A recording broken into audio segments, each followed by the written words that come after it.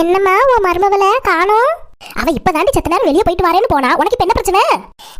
உன் மருமகளை சொன்னா மட்டும் உனக்கு கோவம் வந்துருமே. ஏண்டி என் மருமவ என்ன மத்த வீட்டுல இருக்கிற மருமவ மாதிரியா இருக்கா? நம்ம கிட்ட அட்ஜஸ்ட் பண்ணி தானே போறா. நீயும் அவகிட்ட அட்ஜஸ்ட் பண்ணி செஞ்சு இரு. அப்பதான் உனக்கு செய்ய வேண்டியதெல்லாம் செய்வா. ஆமா, அட்வைஸ் ஒண்ணுதானே ஓசியில கிடைக்குது. அதனால எங்க அம்மா எடுத்து நல்லா அள்ளி விடுவா.